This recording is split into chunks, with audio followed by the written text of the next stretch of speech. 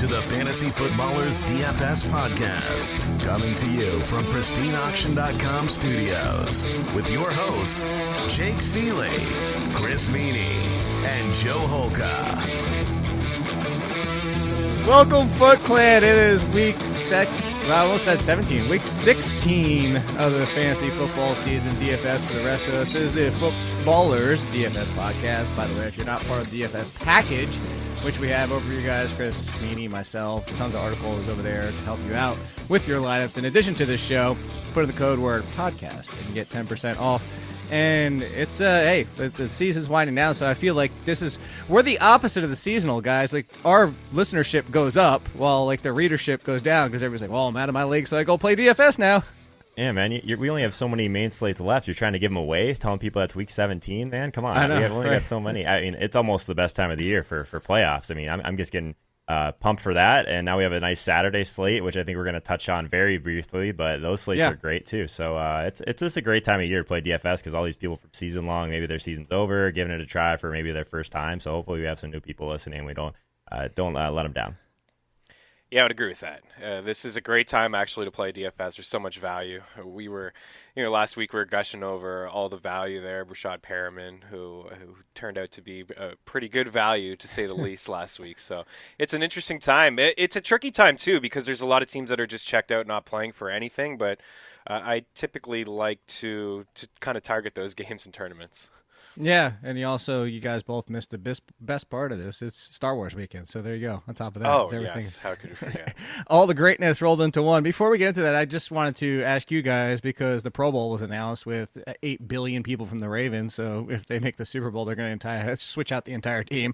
But just your guys' Pro Bowl. But see, I don't want, Lamar Jackson, Michael Thomas. No, I want your Pro Bowlers because, like, for example, Joe, I have a feeling it's either Noah Fant and Mike Gesicki at tight end. Like your guys, like you guys know this. Like I'll give you one of mine initially. It's Naked Jameis. You guys know that's my Pro Bowlers, Naked Jameis, this entire year because I used him about 14 times. I've used him a lot too. So I knew you were going to go there with Jameis. So I'll let you have Jameis. I guess the other guy that I played a lot of this season is Josh Allen. And at the start of the season, I thought he was disrespected in terms of pricing. I don't want to say he's like Lamar Jackson, but he had a lot of the same similarities in terms of just a safe rushing floor. There wasn't a lot of too many dud games from Josh Allen. Of course, he didn't have the touchdown games like Lamar Jackson did. Did you just call him Lamar Jackson light skin? Kind of. I didn't say those words because I didn't want to be, attacked. But from a season-long standpoint, he's quarterback 6. I mean, He was underrated in the season-long world, and he was underrated in the DFS world, especially off the top in terms of pricing. I think an easy one at quarterback probably would have been to go like Ryan Tannehill just because he's had just such a crazy season. But I think from like a DFS perspective, someone that I've probably played more than most, Ryan Fitzpatrick, just coming back from the dead a little bit. I feel like I've just been following around Miami, either stacking up the other side of the game or stacking up Fitzpatrick just because it's such a condensed target share there. So I'm going to go with Fitzpatrick for quarterback. I feel like I've played him a ton. So should we just Chris Carson for running back? Mr. Chris Carson. Yeah, I mean, he was great again last week, Jake. It was no surprise. I mean, his ownership was through the roof, but it was good chalk with him. I know it was a tournament. I think it was the PME Listener League. I think his ownership was like 46, but Patrick Laird was like almost 70. It's like there's good chalk and there's bad chalk, and Chris Carson's been pretty consistent all year. And then, of course, go ahead, say it, Christian McCaffrey. Leonard Fournette. I think our boy Lenny deserves some recognition here, even though hasn't been great since Jacksonville's kind of started to completely give up. But I think that something I didn't see coming was just how involved he would be in the passing game. Like we knew he was capable, but just their ability to kind of lean on him in that way this year, he was just so underpriced for almost the entire season if we're just looking at things like volume at running back. So pretty clearly Leonard Fournette at running back for me. Well, mine, because you wanted to give it to me every single week, was Derrick Henry. You hated it. You said, hey, but look, you shook your head. How many times did it work? A lot. That guy's cost me a lot of money this year, but I still think that it's the same thing every year. There's a guy like this that I just can't get over in my head. It's like the the blunt season for the Patriots. Right. Like, I didn't play him the Right. entire year. He had like 12 touchdowns. I mean, he had more than that, didn't he? Oh, so yeah. like, I mean, he wasn't 18. in play for me on DraftKings, but he just like kept getting there. So No, the logic is certainly there. And to be honest with you, I think you guys know this. What I was going to bring as the second name is I shifted to Ezekiel Elliott over the past couple weeks because of his price drop and the fact that he was scoring 15, 20, 23, and like he still wasn't getting the ownership there. So Zeke actually won me some money the past couple of weeks. Wide receiver, I don't think that, and that's the thing why, Chris, you texted back. I said, I don't think we can say Michael Thomas because we didn't play a lot of Michael Thomas. Like, we always talked about him, but we also never really played him much. So I'm kind of curious. Joe, your pick here first. Sure. Yeah, I think we should probably focus on guys that we've had a lot of this year. And for me, Right. it's been DJ Moore for Carolina. So, I mean, we had him in the 5K range for what felt like 5 or 6 weeks, and I was just playing him every single week. And now he's kind of up to where he probably should have been most of the year at around 6,900 on DraftKings this week. He's really getting up there, but he's probably worth it. And I feel like there was just such a time where, I mean, same thing with Leonard Fournette. They just weren't pricing this guy up in terms of his volume. So I'm going to go with DJ Moore. I think I played him a ton as well. Yeah, that's a good call. And DJ Moore is interesting again this week because, Jake, you know this with the chats at The Athletic, a lot of people just hesitant to play DJ Moore because of the quarterback switch. And, Right. it may actually be better this week. I'll go with Devontae Parker, probably because, a couple years ago, and if Mike and Andy and Jason are listening, and they at the Footballers, when they asked you to come on and give like a sleeper pick at the start of the season, a couple years ago I said Devontae Parker, and they never invited me back again. And for all the people that listen and probably draft Devontae Parker and lost out on all the other leagues, hopefully listening to this show this year and us pumping Devontae Parker and the value that they were able to get some money back. I mean, Parker's been pretty consistent all year long. You go to week 2 against the Pats where he had nothing. Other than that, it's been a touchdown or 50 yards, and again, a couple weeks ago he left with an injury. And then last week when a lot of people still didn't want to buy into him, he finds the end zone twice against the Giants. So Parker's been a great value all year. Yeah, I like that one. Both of mine have initials because this is another one where I had to pivot late into the season, mostly because injury for him. But originally, you guys know this, DJ Chark, DJ. Yeah, he's great too. With Beowulf. I was always on him for a long time. Actually, you can bring in Gardner Minshew into that conversation for a while there. And then that went out the window, and it was an easy pivot right to A.J. Brown, which was just a lot of fun down late. I mean, there were some down games, but for what it paid off more than it didn't. So tight end, I'm going to let you guys go because, as Chris would know, if you look at my season-long rankings over on Fantasy Pros, I'm like top 12, number 1 in defense, 102nd in tight ends. And it's mostly because everybody about after 8 or so streaming tight ends, I can't get it right any given week. So my tight end is just George Kittle because I often paid up for George Kittle just because I didn't want to deal with that nonsense. I think that's fair. Can we just say any tight end that played against the Cardinals all season? Yes. Could be our MVP? No, because Yes, it missed. that's what it I was missed gonna 4 say. times. Four, but it won us That's a pretty so good hit much. rate for tight end. Yeah, it won us so much money. I'm just looking at the game log now. I mean, Hawkinson hadn't done anything all year. Week 1, he went off. Andrews coming out party. He had a solid season, but he was very strong at the start of the season. Will Disley, I mean, Austin Hooper obviously was great, but Ellison, your boy, Rhett Ellison, Jake, found the end zone But against nobody them. was using him because everybody was on Evan Ingram, so that's actually 5 technically. Okay. We also Yeah. hurt OJ ourselves on Howard. this, though. OJ Howard. No, because couple good games. Tyler one of them. Eifert, Josh Hill, as you just mentioned, Evan Ingram. Higbee. Well, no, I'm trying to think. Vance McDonald, he did get hurt, granted, but there's one more I'm forgetting that didn't hit. It was 5 times technically. Well, I'll even throw out Vance McDonald. Didn't hit 4 times. I'll take 5 bad weeks Yeah. at tight end out of 16. Are you kidding me? This position's the worst. Well, we Like, haven't had that's- 16 yet. Well, and you reminded us earlier that it's week 17, so now I'm Yeah, all screwed exactly. up. Anyways, I think that the Noah Fant thing, though, just because like what we want from tight end is ideally some sort of ceiling, but also a guy that's underpriced, which he's been most of the year, and he's also just not been owned across like most of the season. So I think that from a tournament perspective, he's definitely gotten some people there at super low ownership. A tight end that, yeah, I mean, he did basically nothing the beginning of the year, and we kept talking about him because the usage, the routes were there. Sometimes these rookies just take a little bit longer. So he's definitely my MVP for tight end for sure. Actually, I will say, jokes aside, often my $5,000 pick on FanDuel has hit at least 2x. So, I mean, it's not the best, but I've been finding those like the Ian Thomases of the world. I was with you the one week on Noah Higbee. Fant. Yeah, Higbee. Higbee. Hig- Everett yeah, at Higbee's been 1.2. great. Higbee's been great since ever. Actually, you could have just rolled Everett for a while and then Yes. transitioned straight to Higbee, and it would have been very Absolutely. nice. So, real quick, as Joe mentioned, we're going to talk about the Saturday games just because there's a full slate if you want to play. Well, full-ish slate. There's a full slate to play with 3 games. So, not necessarily your captain spot, but like maybe 1 or 2 picks you're looking at for Saturday for people in case they want to play, Joe. Yeah, so I think that one thing that probably goes understated for these type of contests is you should really be late swapping the entire time. So like the first game is going to be incredibly popular, Houston and Tampa Bay. I think that's where most of the ownership is going to go anyway. So I think one of the better ways to approach these slates is not just to go completely ignore the first game. I don't necessarily think that's right.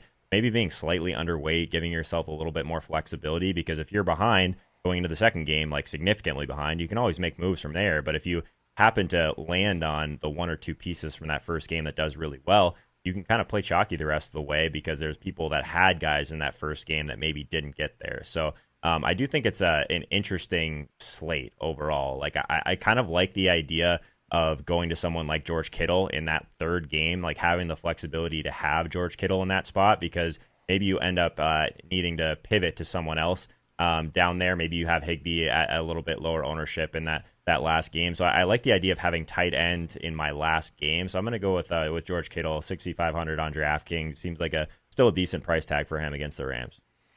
Yeah, I think that's a great call because if you look at the 3 games, it's very obvious. Like Houston and Tampa is that high total game. It's the game where we expect some points. From Buffalo, New England, we don't really expect a whole. I mean, I personally don't expect a whole lot. It was Tom Brady's worst game of the year, 3.8 yards per attempt. I know it was in Buffalo, but even last year against this Bills team in New England, he really struggled against them as well. So they've actually had their number defensively against Tom Brady. Julian Edelman's banged up. So, I mean, James White and Singletary probably the only 2 I'm interested in that game. But I love the call with Kittle and maybe on the other side with Higbee, as we just mentioned.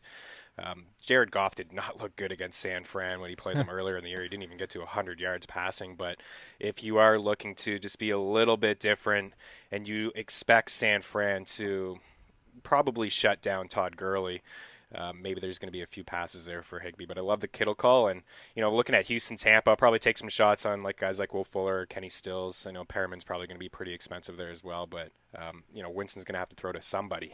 He leads the league in passing attempts, and they have nothing to offer on the ground. See, but that's where I'm actually going the other way. Joe knows this. I talked about it before we came on the show. Is if I'm going in that game, I'm leaning completely Houston and away from Tampa Bay because, Chris, we talked about this on the Throwback show on The Athletic.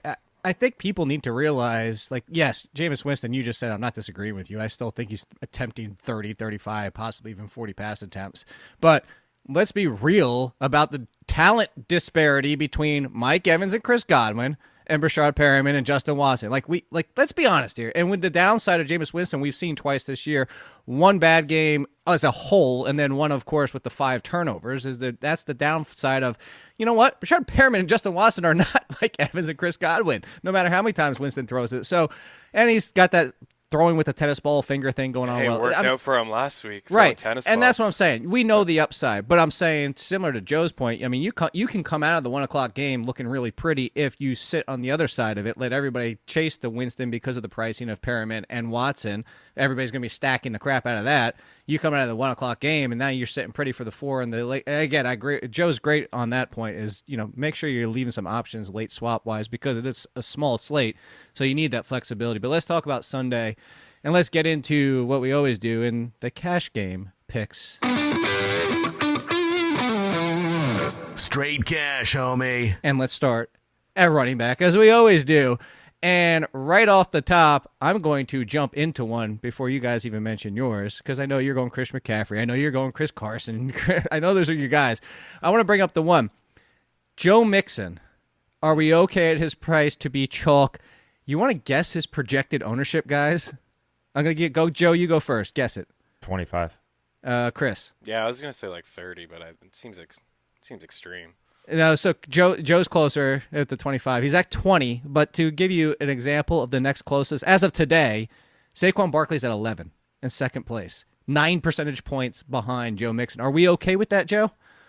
Yeah, I mean, people are going to jump back on the Saquon train pretty quick. I'll say that he didn't really break a ton of like big runs or anything, but the volume was there, which was great to see. I was like basically all in on Saquon and Chris Carson last week, which ended up being a good decision, of course. But I guess targeting Miami on the ground has been something that has been certainly working for us. So Joe Mixon at 6,600, like his volume has been a little bit on the uptick, of course. So I think that he's someone that, from a price perspective, like it doesn't seem like we have those slam dunk plays at running back this week. I know Christian McCaffrey is there in a little bit of a tougher matchup, but in terms of like trying to find like your three backs this week, I think you can poke holes in a lot of these guys, like Chris Carson, Saquon. Like these guys were 7,500 last week. Now they're in the mid 8K range, so they are a lot more expensive. So I think that a salary saving option, Joe Mixon, is someone I talked about on my Twitch stream yesterday as being one of the standout plays earlier in the week. So not surprised.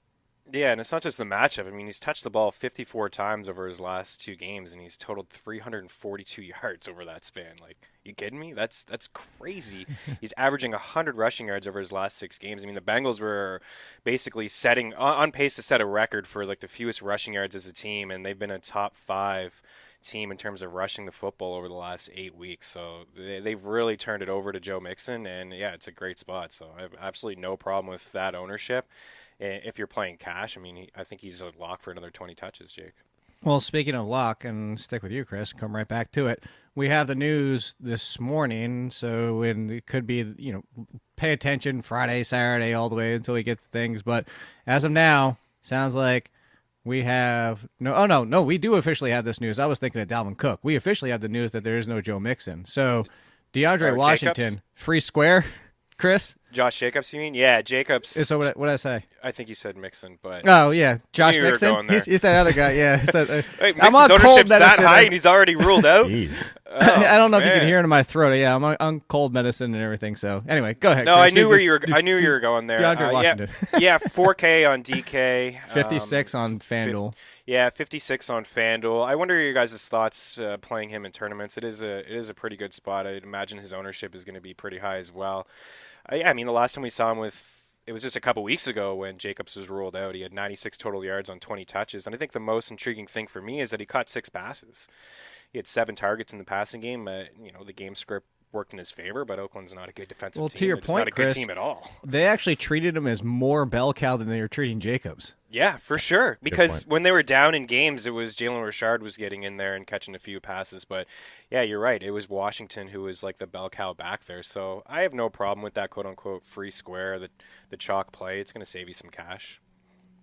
Yeah, I think it's interesting. Like you said, he was seeing more usage in the passing game than we even saw from Josh Jacobs. Jacobs is still in my model currently. So where do you guys think that the touch count could get to for Washington this week? You think he just kind of goes right into that Josh Jacobs role, or do all the people that kind of tried to get sneaky with Jalen Richard the last time this happened, like do those people end up winning all the money? No. I think he's looking at 20 touches.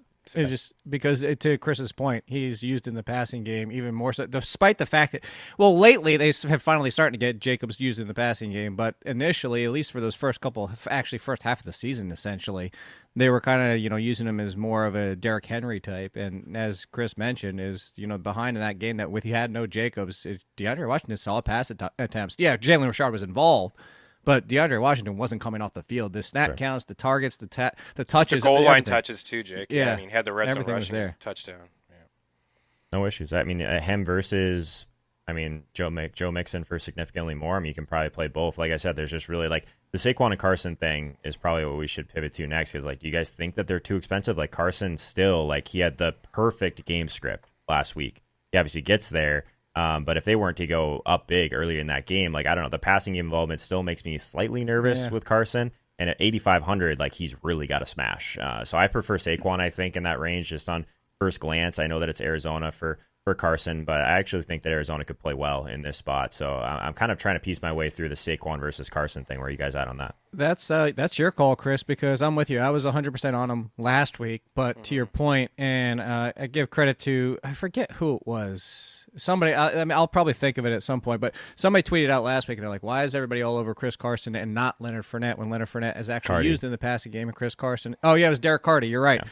And to that point, and that's the concern that you have, I'm actually off Chris Carson this week because of that, Chris, is yes, the volume should be there, but, if this is a game where Arizona surprises us and pushes some pace here, do we see maybe more mixed up where Carson only gets 15 carries and then he needs the touchdown? Yeah, I'm going to fade him in tournaments, but The price, right? Yeah, the price for sure, and I think he's going to be pretty popular. I still think it's a smash spot for him. I'm not that bullish on Arizona. Well, hold on, not to 10 interrupt point you. Yeah, go ahead. I do. I want to throw this in. You said pretty popular. He's actually 10th right now. So does that change your tune? Not really. I still think, as we get closer to kickoff, he still will probably be popular. Maybe that price tag is keeping people off of him a little bit. But I agree with Joe. I mean, the ceiling is slightly higher with Barkley because, the game's probably going to be a little bit more competitive catching balls out of the backfield. We saw that. We've seen that with Saquon all year, and that's why we've been hesitant with Chris Carson. The touches have been there. The carries, 24 last week. He's had at least 20 carries in 8 of his last 11 games. So, again, if you're a cash game player, you're looking at Seattle. They're at home. Russell Wilson has been much better at home. They're 10-point favorites at home. So if they do, get up in this game, it's going to be Chris Carson who's carrying the football for them. So I have no problem with him in cash, but I will come off of him in tournaments because 8,500 is a lot for a guy who, I don't know, Joe, what are you projecting, 2 or 3 catches for him at best? I've got him for, just over 3.5. But, and I'm with you. I think the more I kind of look at it, the team total it stands out in the group of like these guys that are going to touch the ball a lot. Christian McCaffrey, Saquon, Fournette, Joe Mixon, like all of these guys are like hovering around like that 20 implied team total. Carson's at a 29 implied team total, and like we know that like team total is so important at running back as well. So maybe I'm not going to completely backtrack, but both of these guys, like I was at the live final last week in Miami, and Saquon Barkley, Chris Carson were like 45% owned plus in that tournament. So I wouldn't think they're going to approach that this week because last week their prices were just really bad, to be completely honest. But I could still see them both being pretty popular for sure. I can see that too. So I'm going to pull one back into this conversation, Joe, and he has the matchup of the matchups of the matchups because I brought this up on the Athletic podcast, another one with a throwback with Chris, and I said, for a team that's given up 24 or 23 rushing touchdowns, the next closest is 14 rushing touchdowns, 9 more. They've given up double-digit rushing touchdowns, 2+, mind you, in 7 games. But Marlon Mack is essentially Derrick Henry, except a worse version of Derrick Henry. So, Marlon Mack, are you even interested? Throw out the fact I know this is probably answers the question, the fact that he's the 7th highest owned right now, so that makes you just immediately say no. But if he was the 13th highest owned, would you be because of the Derrick Henry situation? Would you just be off him because you hate that kind of situation? Just don't play guys like this. I had someone in on the YouTube comments earlier this week just like mentioned Marlon Mack. I think he might be the most like talked about guy on my channel for some reason this week, and I guess it's because of the matchup. Like I don't pay as much attention to that. All I pay attention to is how far I had to scroll down on how many projected touches I was getting for this guy. So yeah, 6,200. I guess he's okay. I would just play probably Devonta Freeman in that range. I would certainly play Joe Mixon for a little bit more expensive. And if I had to, obviously we're going to get that value in Oakland. I prefer all those guys, and I don't think it's really that close, to be honest. Yeah, I'm not crazy about him either, but Jake, I wouldn't be surprised, as you said, with Carolina. You look at his last 2 games, and he's been pretty disappointing, but he's had some tough matchups. We know that Tampa Bay is really good against the run. He did find the end zone there and get double-digit fantasy points. That's not good enough, though. And then against the Saints last week was a tough matchup. Game script didn't favor him at all. They were down right away, and he's just not catching balls. Like, he just doesn't catch balls at the backfield. He can. He's had games before in the past where he's caught 3 or 4 passes, but he just doesn't get any targets. So I don't know if it has something to do with the hand not fully healed. I really don't know. So yeah, in that price range at $6,200, you go down at Freeman. You can go down, even to Washington, as we just talked about. I'd much rather go that way. I think maybe in a tournament, but again, it's to hear his ownership is that high it's kind of probably just a fade for me.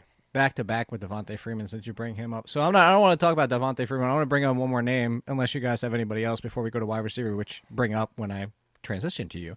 But somebody I like a lot this week, and Joe, I know he's not going to look great-ish in your projection model for touches, but it'll be high enough with no Jordan Howard. And I'm bringing up Miles Sanders, and I'm bringing up Miles Sanders for 2 reasons. One is the touches should be significant, not necessarily in the 20-plus guaranteed range, but something that I think NFL Live, one of those shows, broke down the same thing that everybody who's watched this team knows.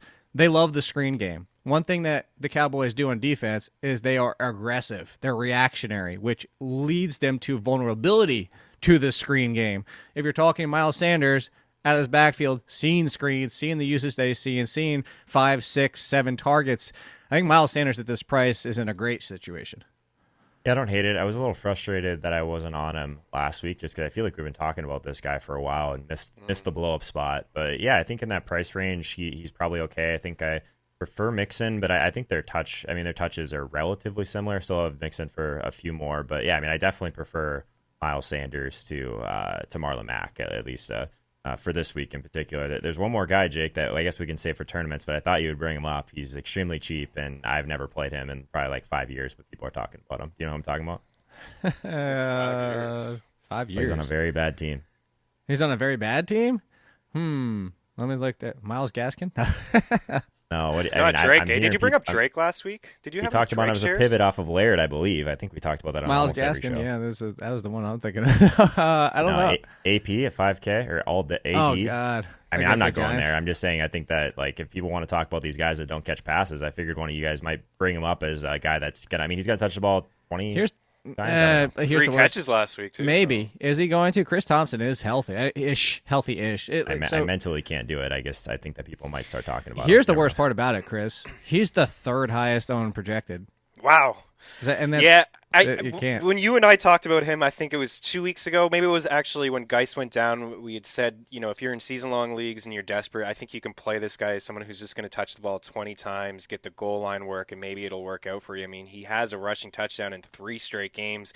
He surprisingly caught 3 balls against the Eagles last week. I'm not going to go there either, just in terms of cash. Like, I definitely don't want to play AP in tournaments. I just don't see where the upside is. He's going to have an AP, look like AP of old, but in cash, I'd rather spend up to a Sanders. Jake, you talked about the touches. I mean, he's averaging 19 touches per game over his last 3, 18 catches over his last 4 as well. He's one off from leading the team in catches last week. That's how desperate they are. So I'd rather spend up, go there, or just go down to maybe Washington. And another guy maybe we'll get to in tournaments. But there's some cheap backs here. Like Kamara is super cheap, and Lev Bell is under 6K. Would you stop some with other Le'Veon guys Bell? I think I'd rather take a shot on. What's that? I said, would you stop with Le'Veon Bell? Actually, I don't think I've really brought him up all that much. I probably have. I feel like every single week you've brought up Le'Veon Bell. No, I don't think so. I don't even really write him up in the DFS Pass because he's just been so fresh. I want people to tweet us to tell me I'm wrong. I really feel like, Chris, you've brought him up a lot. I honestly don't think that I have. I'll wear that one. I think that was probably me most likely because he was so cheap, but just like getting so many touches, but just doing nothing. Yeah, doing nothing and coming off like a season high 21 carries too in the quote unquote revenge spot. I'm not totally interested, but I just wanted to bring him up at $5,800. I mean it's pretty interesting in terms of a guy what we know he can do. We just haven't really seen it. All right. Well, I think the fans are going to agree with me. You brought him up a lot. All right, let's move to wide receiver. You guys want to guess who the number 1 projected wide receiver is? Should be pretty easy. Michael Thomas? No. Joe? Julio. No. Devontae Parker. Okay. Come on. By that. Yeah, there you go. Yeah. So here's the only question I do have for you guys. So 250 yards or less passing for the majority of quarterbacks that have faced the Bengals. The Bengals have actually limited number 1 wide receivers to about 14 DK points or less for the majority of the season as well. Again, that's because you can run so easily on the Bengals, but let's also give William Jackson a little bit of credit. Some. I mean, he's not Marshawn Lattimore, but all these things being said, Ryan Fitzpatrick does also throw like 33 times a game at minimum, and I know that because I put that in my sleeper column, Joe. So which side are you leaning? Because you're going to be either with you're going with the crowd or you're going against the crowd. Are you okay going with the crowd or seeing that he's the number 1? Because of that potential with the Bengals, like maybe it does blow up in your face. Are you swinging the other way? No, I like this game a lot. I think that you can go to Fitz, Parker, bring it back with someone like Joe Mixon on the other side and feel pretty good about it. Just like these condensed target share situations, like we don't have this on every team. Like that's what makes guys like Devontae Parker so valuable, in my opinion, and guys like Fitz, because when there's a very clear stack, like I think that you have to take a second look. We have these situations like what we've had with Philly for, the last couple of weeks. I guess we have no idea outside of maybe Zach Ertz where the ball is going to be spread out to where the touchdowns are going to go. So like I like situations like this. It's part of the reason I like Arizona, Kyler, Christian Kirk. Like those are guys that you can feel pretty good about your stack. Like, yeah, Parker's 6,800. Maybe he's a little bit overpriced, but I think the game environment is really strong. He's actually gone down a little bit in terms of his weighted opportunity over the last 4, but I still think that he's totally solid. And now it looked like he was definitely healthy last week. So I'd go back to that well. Plus, the Bengals don't want to win. This is true. They do not want to win this football game this weekend. I have no problem with Parker. Yeah, and he's actually been pretty chalky over the past few weeks. I've been playing this guy all year, and I've seen the ownership jump up, and it hasn't pulled me away from him. So I still think the matchup is good, even though the Bengals defense has been a lot better. You're right, Jake. They're getting after the quarterback, but they have nothing like Tampa Bay. They have nothing to offer on the run game. They just can't run the football. So Fitzpatrick's forced to throw the ball, and he got Parker paid. Parker owes him half that salary. Long-term contract. Yeah. There you go. All right, so if you're not looking to there, let me ask you guys, I'm going to bring up my guy. This could essentially have been it, but he hasn't paid off a lot. But he has of late because people have off him, and his price has continually dropped, and dropped again for some reason, $100 on FanDuel.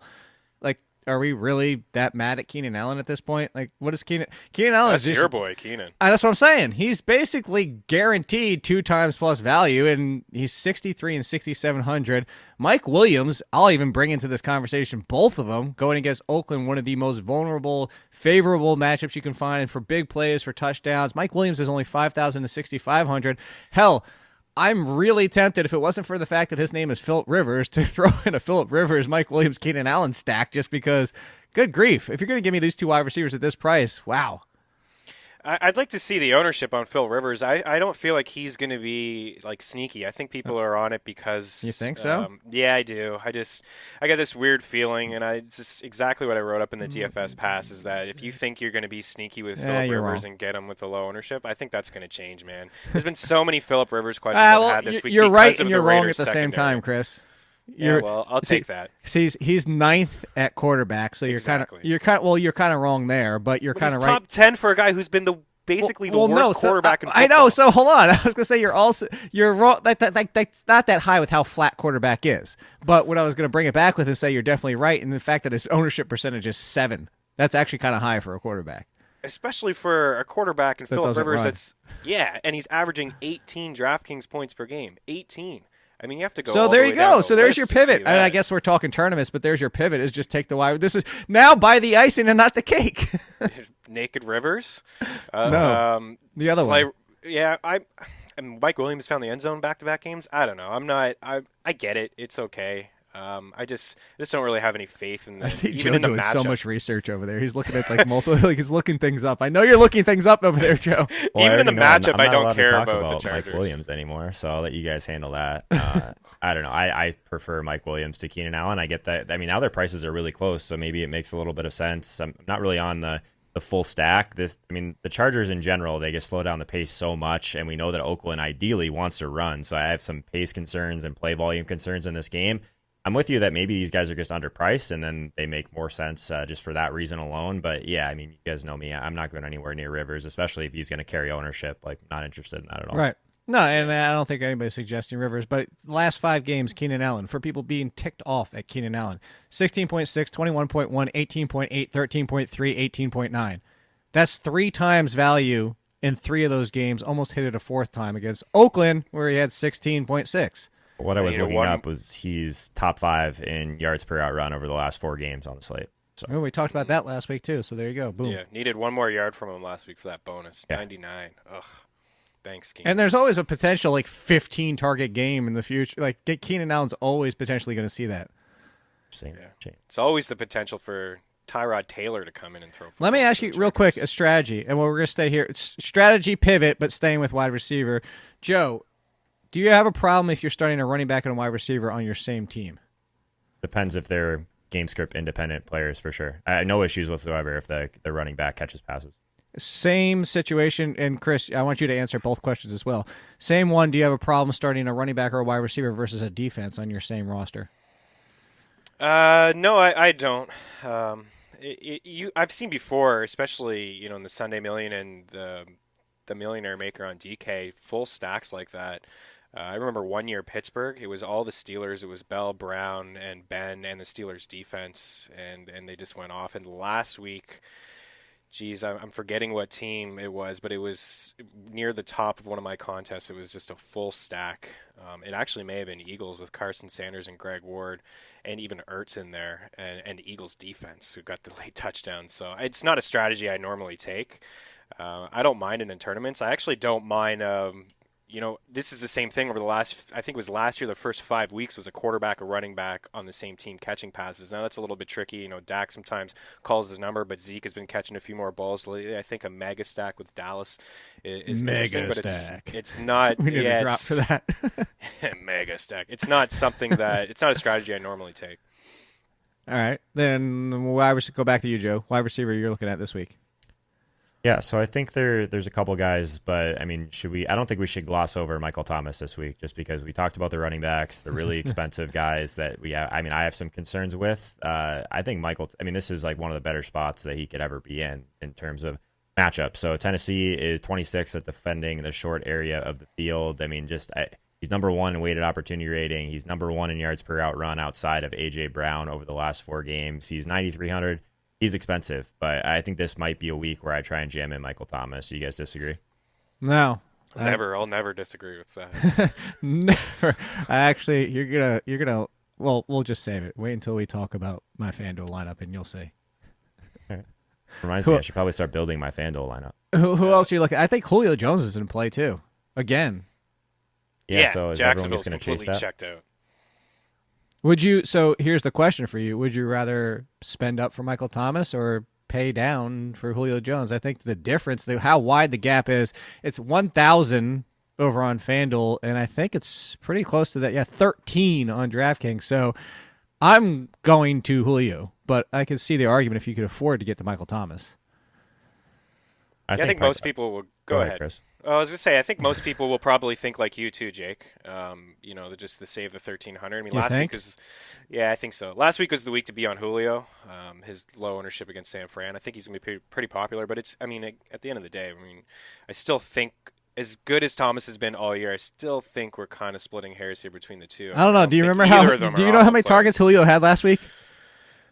He had like 50% of the target share. I know that. 20, I believe. Yes, 20 targets last week. Yeah. It's hard to ignore that. Yeah, I was gonna say if you got 20, if you could guarantee me Julio Jones was seeing another 20 targets this week, you could price him at 11,000, and I'll find a way to put him in my lineup. Yeah, I think he's a lock for probably at least 12. Wouldn't that be his floor? I think so. Yeah, he was getting 12 with Ridley on the field. So yeah, I have no problem with that. I gotta throw a name out to you guys. It'll stick with you, Chris, and come back. Is assuming Dak Prescott plays, Michael Gallup over Amari Cooper with Amari Cooper banged up, and this is an amazing situation against the Eagles defense. Yeah, I like actually everybody on Dallas, even despite wearing the hat. Amari Cooper has lit up the Eagles. 21 catches, 398 yards, and 3 touchdowns in 3 games against Philly. And the secondary is still not all that good. It really isn't. You saw they're just giving up big plays. Terry McLaurin last week had a big touchdown. Slayton a couple weeks before that. Devontae Parker a couple weeks before that as well. So they've just been giving up huge plays. Like Gallup, I think he's decent, but I think Cooper is the guy that I really want to play. And if people are afraid, he's been playing hurt all year. He had the foot injury in preseason. He's just been battling injuries and still coming up with some pretty big performances. So I'm not actually going to shy away from him because he's not 100%. Yeah, I think I have a little bit of PTSD from last week with Michael Gallup because he was like one of the main guys that some of my friends needed in the World Championships. So as far as like a bring back on Ram stack, so that was brutal. So maybe I've X'd him out mentally, but yeah, I think he's in play for sure. I don't really know what to do with that Dallas game so far. I'm still trying to kind of work through that one in my head. I don't know. Like Zeke, it seems like they just really kind of leaned back towards Zeke last week, but I don't know if they're going to go back to that in this spot. But what do you guys think? I know we finished running back, and we can talk about Zeke in a minute, but I guess that's my concern with a guy like Gallup at his price. I think it's fair because 24 carries last week, 28 opportunities. It's the most he's had since week 8 against the Eagles too. He ran strong. He looked good against the Eagles, who hadn't given up anything all year, and I think that's why Dallas has been struggling over the past few weeks, is that they haven't leaned on the run game and Zeke. When they have success, it seems like they just start running the football with Zeke. But I just think everybody is going to get theirs. I think that Dallas could get to like 30 points, and Zeke probably has a decent day, and Dak probably does too. All right. So, hey, look, they're all in play. Anybody else? And there's got to be other names here. Actually, I'll give you one. How about I'll throw out this line and see if you guys can guess. He's playing somebody he's played already. The last time he played them, 10 targets, 8 receptions, 167 yards. Do you know who I'm talking about? No? Chris, no? No. Jarvis Landry against the Ravens. Landry. Underneath. I like Landry. I don't know why nobody's backing on Jarvis Landry. One thing we've talked about multiple times on this show, the two of the three most fearsome defenses, the Patriots and the Ravens, the one area you attack them is the short middle area of the field. Well, where does Jarvis Landry make his hay? The Ravens defense was pretty awful at that point, week 4. I mean, I think they made the Peters trade after. That's certainly fair. Came back after. But yeah, because if I'm going to pick one Brown, it's going to be him and not Beckham. And Baltimore's going to score points, right? Is he? This is like a business trip for them. You sure? Like over to Cleveland, smash the Browns, get the bye, take the week off in week 17, just take care of business. I was hoping to save the Jarvis Landry for tournaments because at his price, it stands out to me, especially everyone that got buried by him last week that went that route against Arizona, just a smash spot. But I mean, he's still top 4 in weighted opportunity. I'd like to mention that quite a bit usually, but this is not a great matchup, but these are the type of situations that I'm drawn to for tournaments for sure. So I'm on board with that. So then let me throw out 3 more names to you guys because they're all priced together. They're closer. Well, they're definitely closer on FanDuel because they're exact same price on FanDuel. They're close on DraftKings as well. I'll throw out 3 for you. Tyler Boyd, DJ Chark, DK Metcalf. Interest in those? I think from a price perspective, you have to kind of consider the Jacksonville guys again. So I'm kind of in on that. I think that on the other side of it, I don't know that those guys. That's a tough price point for me right now. Like I don't have a favorite in that range really, but I think that that's the range that you might end up in if you end up taking some of that value at running back. So I'm going to kick this one to Chris. I don't have a strong take on either of those guys right now, actually. Yeah, I'm not crazy about any of them either. I think Boyd is interesting, but I'm a little hesitant on the Bengals and just what their game plan is this weekend. But I think against Miami, they just seem to give up so many points. I've been down this Jacksonville road so many times, just trying to figure out which guy it's going to be. You know, with Chark out, is it going to be D.D. Conley? Showed up late for us last week. It was nice. He was basically invisible for a good chunk of that game, almost 90% of it. I just don't feel like Jacksonville's all that good, and I just don't have all that trust. I just don't have the trust in Minshew, and Fournette has kind of let us down a little bit lately, even though he's getting the volume. So I'm just kind of fading away from all of those guys, to be honest. Just none of them? Yeah. No, I think if Chark plays in tournaments, I think he's interesting.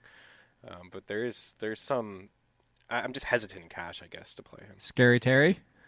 I love him. Oh, yeah. There's so much to like about Scary Terry. Absolutely. I expect him to be popular, too. I don't know where he is on the chart. I mean, he should be in the top 10. He should be. Think he's top 10? Is that your bet, too, Joe? I would think so. I think I've already heard people talking about him, and he's like someone that never draws interest. I mean, they saw the long touchdown, like, oh, it's time to play this guy. So you're both wrong by one spot. he just missed. You know what the funny thing is? I'm going to throw his name in here because we haven't talked about him, and I don't think anybody was going to bring him up because right here. So I'll give you this group of names that's right here, basically from 7% to 6%. So this is 1, 2, 3, 4. This is the 8th person. So Tyler Lockett, Cortland Sutton, Scary Terry, Tyler Boyd, Amari Cooper, which is surprising given that situation, but that is fluid. Whatever. Here's the one that I didn't mention in that mix: Danny Amendola. Yeah, I mean, with Harris on Galladay. By the way, could you just screen cap your reaction to that, Joe? Yeah, that might have to be on Instagram later. I don't know. Hey, his price didn't move. I'll give you that. He's coming off the big 8-catch, 13-target game, 102 yards. I mean, I guess if you're looking for somebody cheap, because I just don't expect Detroit to score a lot of points here. That's my only issue. Right. Like, he'd have to do something similar where it's just, racks up 7 to 9 catches and flirts with 100 yards. But yeah, with Harris on Galladay, I guess. I have a lot of respect for the Denver defense. I'm more interested in them than Amendola. Yeah, I would agree with that. I don't think I can go the Amendola route, especially after a game like that he just had. I guess the price makes sense. I just think that down there, I'm always trying to find a guy that has a higher ceiling, I think, than someone like Amendola. Like 4,900, it's a good price tag, but I think that there's guys that have a lot more upside for sure. Greg Ward, 4,200. I'd rather go that way. Would you go to Greg Ward in cash, or is that tournament only? Nah, yeah. John Ross season, 42. Oof. It's not bad. Here's the problem. John Ross is seeing half the snaps at Alex Erickson. Yeah, but would you agree that that's probably going to be on the uptick? No, because that was supposed to be the uptick last week too, and he held steady. That's the only reason. I actually looked this up. The only reason I know this is because I looked it for your reason. That was supposed to happen last week, and he held steady from the week before in his first game back. There was essentially zero change in his second game. I don't know why it would all of a sudden change with the third game back. I have to put him in my lineup.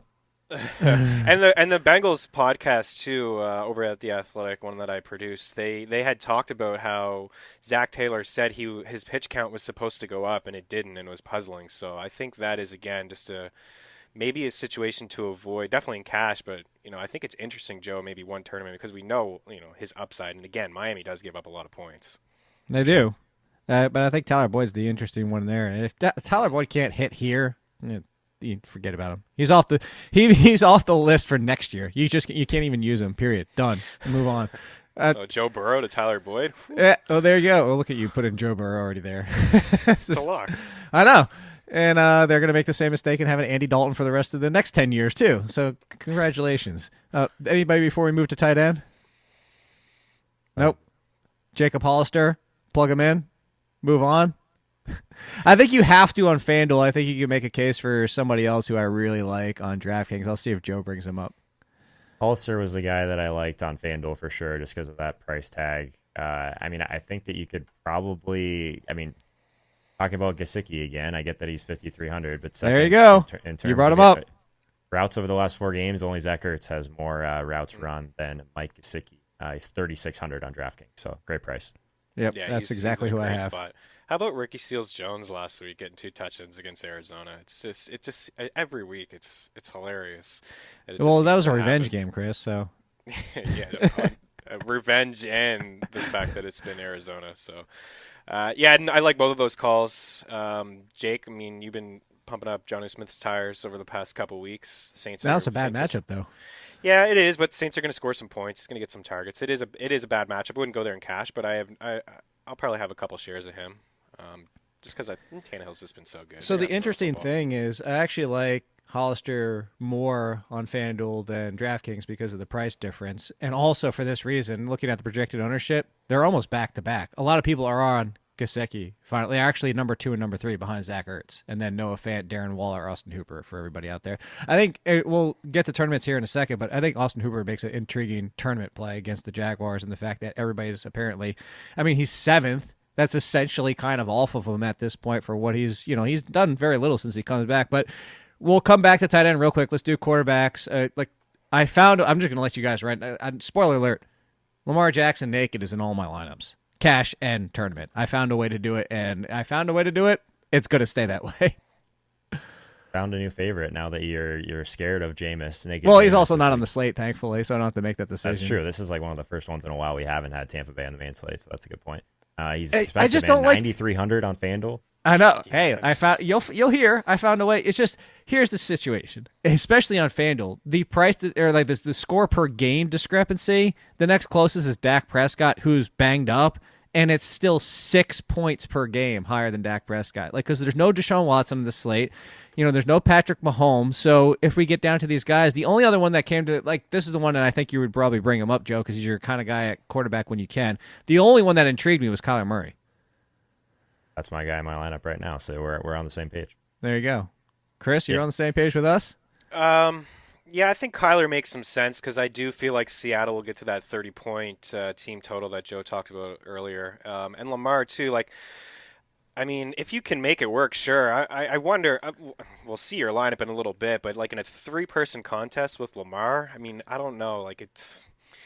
It's just a little risky. He'll probably get there. It's just a little risky because you're just not going to have that well balanced lineup. You're probably punting on one or two. Yeah, we'll see. Like you said, we'll see. But yeah, if you play Lamar, you're obviously punting on a couple guys. I have no problem with him. right? And people like hesitant to play him last week and season long. Like people are hesitant that he's not going to play in the fourth quarter. Well, the 2 games that he hasn't played in the fourth quarter or played the entire fourth quarter. Yeah, 36 points against the Rams. He sat most of the fourth quarter. 37 against the Jets last week. He sat most of the fourth quarter. If he sits in the fourth quarter, it's because the Ravens scored a ton of points, and he was a big part of it. So I have no problem with him. And I kind of like Russell Wilson a little bit too, and I think he's more interesting in tournaments if people are really going to go with Chris Carson, if they are going to just ride Carson. I mean, you look at Russell Wilson, he's averaging 17 fantasy points per game on the road. He's averaging 27 at home. He's been a much better quarterback at home. Tyler Lockett has been better at home as well. So I think he's an interesting play, and save yourself a ton of cash there, dropping down to Wilson. So I was going to say, sorry, that I thought you were finished. Oh, you're good? Yeah, I was done. I was going to say, anybody in cash before we talk tournaments? I think there's one more guy if we want to save salary, which Chris was just talking about. Daniel 4,700 on Daniel DraftKings. Jones? Anyone going the Haskins route in cash?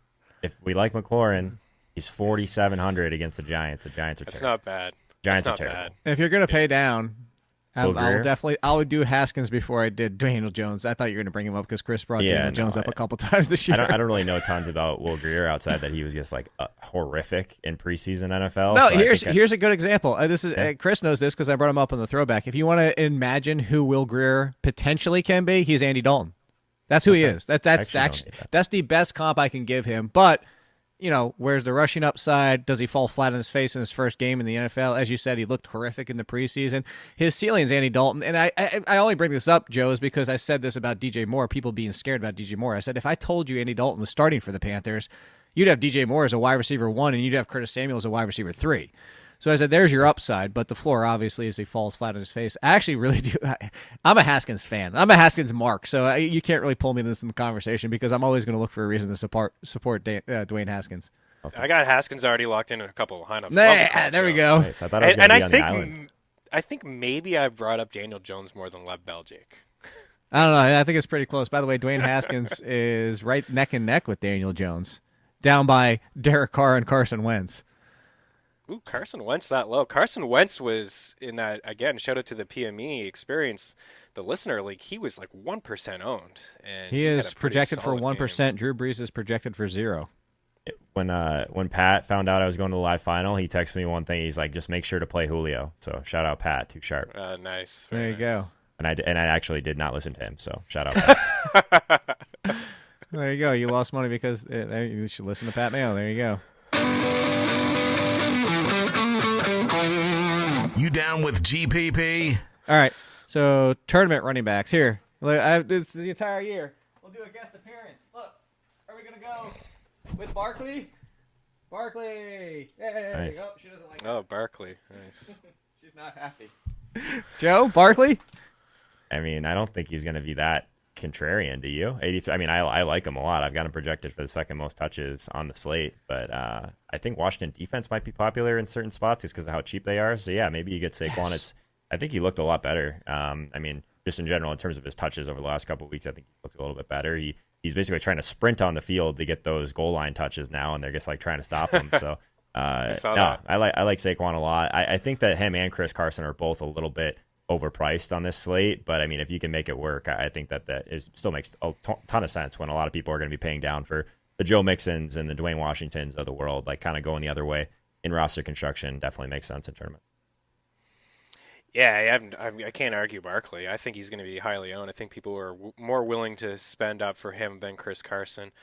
One guy that I brought up just slightly is Alvin Kamara, just because I feel like the entire fantasy community is off of Kamara. And if we have any new people coming over to play DFS, if you're just new to the show, I mean, it's possible that you had Kamara in your season-long league and he's just disappointed you, so you're probably not going to play him either. But just in terms of touches, and the only thing that's different about his game is the touchdowns. Well, and the yards per reception. The yards per reception, for sure. The yards per carry is spot on. Getting more catches, or I think it's more attempts per game than he's ever had. So it's just, you're getting to the point now where he's at $7,500. Drew Brees has had that monster game. Which, do you know what his price was last week? Yeah, it was 73, and no, 68 before that. Oh, on FanDuel? DraftKings. It was 68 last week. It went up $700. Okay. That's That's ridiculous. Right. I'm looking now. I see 7, 3, and 7. But yeah, even he's still pretty cheap. Okay, yeah. I don't know. Maybe it was different because it was a prime time. I'm not really sure. But, $7,500 for a game where the focus was Drew Brees, right, on prime time to get all the records. Yeah. Potentially, maybe it's Kamara. He's still at least, you're right, Jake, the yards per catch haven't been there, but he's still getting a ton of volume. 5 catches, 4, 9, 10, 8, 7. Still something I think at that price point he could hit in a tournament. I just wonder, where's his ownership projection? I can't imagine it's top 10. It's beyond the top 10. It's not even close. Nobody's thinking about 3, it. 6, 9, 12, 15, 18, 21, 2, 3, 4, 5. He's 25th. He's right in front of James Conner and behind Dwayne Washington and Patrick Laird. His ownership percentage is 1%. Yeah, I think if you're ever going to do it, now's the time on the road where people are off of them. I don't know. I think I'll have a share or two. Interesting. Yeah, I think that's one that I hadn't really considered, but that's I don't know. That could make sense in tournaments for sure, and I know that's kind of what we're trying to nail down right now. It seems like a tougher running back slate to me overall, so I think we've kind of touched on most of my guys. Yeah, I'll give you one more then, and I like him in tournaments only because this is what Joe hates. His touches aren't guaranteed, but the production per touch has been up there with the Aaron Jones level and actually better because somehow he is still a top 10 running back on the year despite Melvin Gordon coming back. And I'm going to bring up Austin Eckler. And I say Austin Eckler's in a smash spot for opportunity here. The downside, of course, is he only touches the ball 12 times. Downside is they get up big and decide to, even after benching Melvin Gordon, just make it a Melvin Gordon game. And that's why I like him as a tournament play. But for 68 on FanDuel, and what is he on DraftKings? He's super cheap on DraftKings, too. He's I'm looking at Gordon. He is 6,100. 61. Yeah. So for that, I'll throw in Austin Eckler in a couple tournament lineups. That's interesting. Yeah, I don't mind that call. Do you think that maybe they just go tell to Gordon to take a seat? He's a free agent after this year. It wouldn't surprise me. Gordon, go take a seat. Right? We don't need your 7 carries for 28 yards. They bring back Austin Eckler next year and treat him as a borderline workhorse, and all of a sudden he's a top 10 running back, period. Done all the time. All right. Yeah, like if anybody's going to get benched in that game, it's Gordon. Yeah. I guess I might have one more guy before you move on, Jake. I was going to say, I was about to jump to wide receiver, so go ahead. Well, what are we doing with Kenny and Drake? We just get our 4 touchdowns and move on? Like, unplayable now? It's a good call. I'm glad you brought him up. I think he's unplayable. now. Okay, well, to answer your question, I think he's unplayable for the fact he's inside the top 15 projected ownership. I don't want Kenyon Drake top 15. I think we missed, to your point. Like, I think you missed your opportunity if I can't do it. You guys can. I just can't. Not for the price. Well, guess I'm going to have to put him on my lineup then. There you go. Interesting. He's gotten a few catches and targets. If they are down in the game, maybe he's, last week he only had the 1 catch on 1 target, but there's been some games, just looking at the game script, where they were down, and a couple ones against San Fran, Tampa, 7 targets, 6 catches. Maybe if he gets a few more grabs, 63, he may return value. But I'm kind of with Jake. I think we missed out. we missed our opportunity. He could still have a 2 touchdown game and still pay off. He definitely could. The problem is now, even if he does have a 2 touchdown game at 63, that's okay. 71 on FanDuel. Again, okay, but he kind of almost now needs like at least a 2 touchdown game. 2 touchdown game last week with that price is amazing. And now it's kind of like, all right, well, it's pretty good. It's just not as good as it was. All right, so wide receiver, Chris, you go first. Oh, yeah, there's not a lot of other guys that I'm too intrigued with, to be honest with you. Some other ones that we mentioned. I guess I keep Well, let me going bring up back 2 to for you Seattle. then. I'll give you 2. They're playing in the same game, and they both face top-end corners, Galladay and Sutton. Yeah, not so much. I'm kind of fading that game. I see the total at 38, and I'd be shocked if it got to 30. I see like a 14-7, 14-10 game, but I think in tournaments, it only takes 1 for each of those guys. I'm more intrigued with Sutton than Galladay, I'll say that. I would agree. I think that Sutton's the one that pops for me. I mean, he's top 5 in weighted opportunity. Like, I don't know. Those Detroit games have been higher paced than we've probably given them credit for most of the season. So I think that if everyone wants to just stare at Noah Fant like they should be, maybe Sutton goes under him. I'm going to get you a Noah Fant poster so you can just stare at him. But you can't put it behind him. You have to put it on the other side of the camera so you can just stare at him the entire time we're talking. I don't have a ton of room back there anymore, man. I'm going to have to move someone. That's why I said you put it on the other side. We won't see it, but you'll get to see it all the time. I guess I could move my David Johnson helmets. Who else can I move down there? Well, I'm glad you brought up around. David Johnson, Joe, so I'll bring up two more wide receivers in the same game. Christian Kirk and Tyler Lockett we haven't talked about either. Yeah, there you go. Oh, Christian More Kirk's a intrigued with fantastic that. play. On FanDuel, he's way too cheap, I think. I mean, he's someone that if everyone got burned by him last week again, I guess go back to that well. I don't know why they don't want to move his price. Like we talked about him around the same time we were talking about those Carolina guys, and Christian Kirk's still down there. So I don't know. I'm in on that for sure. Yeah, I love that game. That's kind of the game I just keep going to. I just shares of everyone. Like honestly, Hit 'em all. Yeah, I really do feel like Seattle again will get to that 30 point, and then Christian Kirk, I agree, he's underpriced, and for Kyler, if they want to play catch up, because I do think Seattle will score some points. So yeah, that's a good one. I like that, and I like Lockett on the other side too, Jake. One guy we haven't brought up. Where's the ownership projection on A.J. Brown? I mean, everyone just seems to be down on Brown and Tannehill because it's the Saints, and I mean, they've just been so consistent over the past Well, few so there's weeks. two things. I'm glad you brought that up. So A.J. Brown is still relatively high. He's 7th. He's tied with Mike Williams. Here's the other thing, and I brought this up on the rankings show on The Athletic, Chris, not the throwback, so you haven't heard this either. I think similarly to the situation of saying, all right, we're glossing over Jameis Winston losing Mike Evans and Chris Godwin. I think we're glossing over, and no, we don't know what his snap count's going to be in his first game, but we're glossing over the addition of Janoris Jenkins. And I say that for this entire defense, because even if he plays 50% of what his normal workload is, you boot Eli Apple or P.J. Williams down a spot, with Lattimore being the shutdown corner that he is, with Janoris Jenkins now as the number 2. I don't know that A.J. Brown gets away from Lattimore, because now he's just going to get Jenkins, who since basically the same time Lattimore turned it around in like week 3 or 4, had done the same thing and has been a top 15 corner since then. So I think this is more concerning than people realize, because I think the Jenkins thing kind of got missed by a lot of people. It just kind of got swept under the rug for his signing. The AJ Moore thing, we talked about it last week. He's just having his last 4 or 5 weeks have been crazy outlier in terms of his efficiency, right. Yards per hour, and all of that. Now it's gone down a little bit. The price on FanDuel last week was very easy to get to, and now he's 7,200 on FanDuel. On DraftKings last week, I honestly thought he was close to being out of play based on his volume. I mean, he gets there again, so now he's 7K. So I think he's too expensive. Yeah, I would agree with that.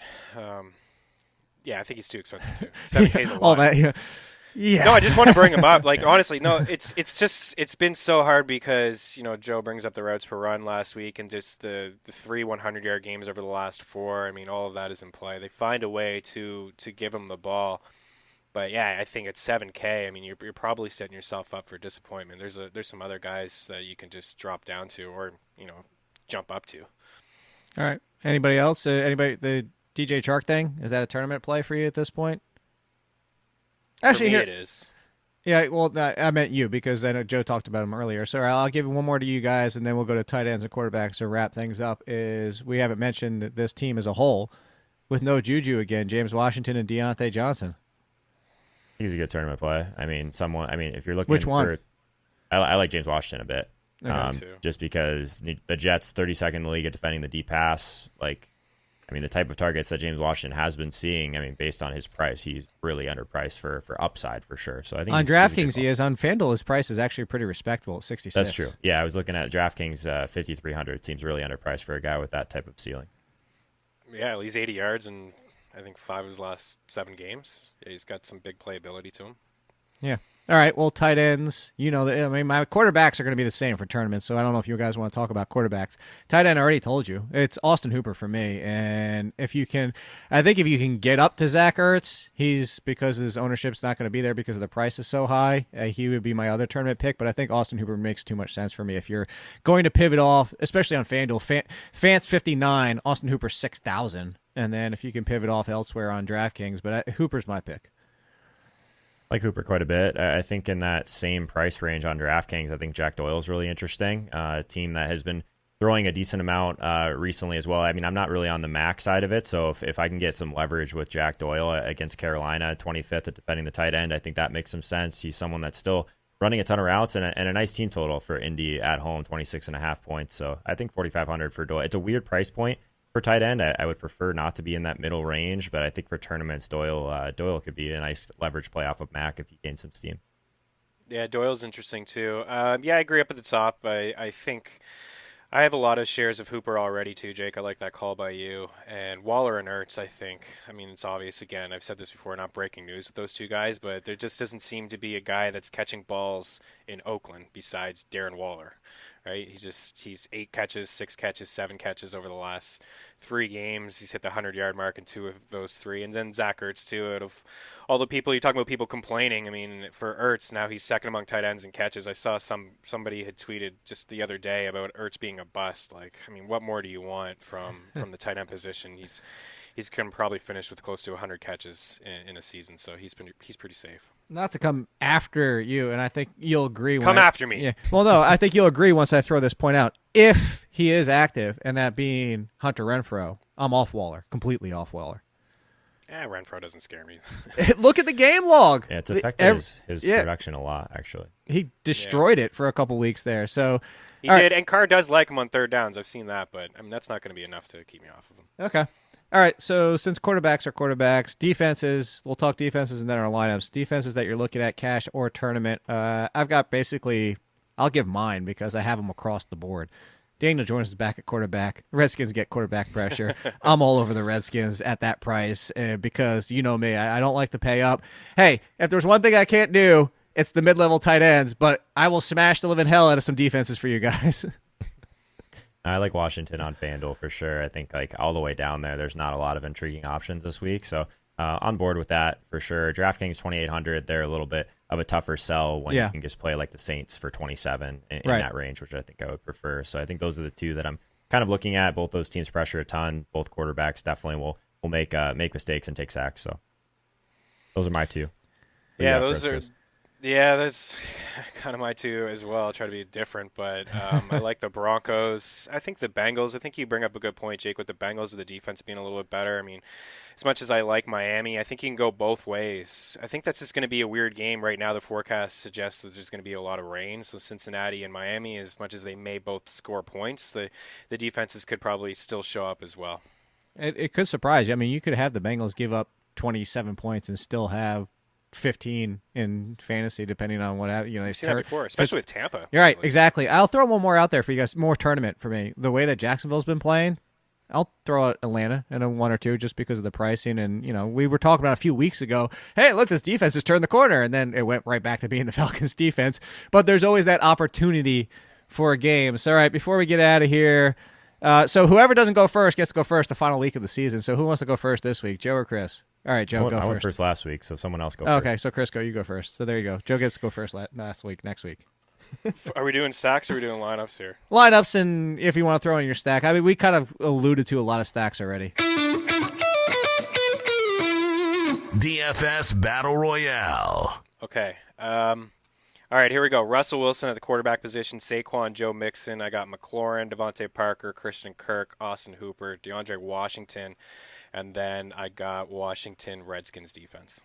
Washington. Well, I guess I'll go second, Joe, because he stole like half my players. We got some overlap here on my side too. Yeah. So, I told you I did it. Lamar Jackson at quarterback. He is there, naked Lamar. Nice. So this is why you'll see why I paid down heavy at running back, and maybe it bites me, maybe it doesn't. Bad. But Lamar, Miles Sanders, Austin Eckler, Scary Terry, Landry, Julio in the lineup. Hollister, Washington. Interesting. All right, well, you guys have stole all my guys, so I'm going to pivot slightly. I had another backup team here, so I'll start at this. So Kyler Murray, the Christian Kirk. I'm actually going to kind of full game stack that entire situation. So I am going to add Kenyon Drake to that as well and Jacob Hollister. So in terms of like what I have left now, I think it was a spot where I did want to get to Michael Thomas this week. I mentioned that that's going to be a pretty big priority for me. I think that since neither of you guys played Keenan Allen, right? No, I did on DraftKings, not on FanDuel. Okay, so I'm going to go Keenan Allen because I did have DeAndre Washington in, so a little bit of a mini game stack with that. Chris Carson as well. So Hollister and Chris Carson with kind of the Arizona stack on the other side and Redskins defense. So basically just a huge game stack on this Arizona and Seattle game with a little bit of leverage in between. I got a feeling you'll be tuning in live to that game. Yeah, watching that full-fledged, and hopefully you're tuning in. Also, hey, the DFS Pass podcast, 10% off. Tune in, Joe Holka, at Joe Holka, also on his Instagram. Barkley, stop chewing on your leash. So we do close out this show. Chris is at Chris Meaney. Barkley is over here having a lot of fun. I'm at All In Kid. We will be back week 17. We got you covered, even though it is only week 16. So hopefully you guys have some more winnings to celebrate with us. Keep tweeting us those celebrations. We'd like to do it with you. We appreciate to see that we helped you make some money. We'll talk to you next week. Have a good one.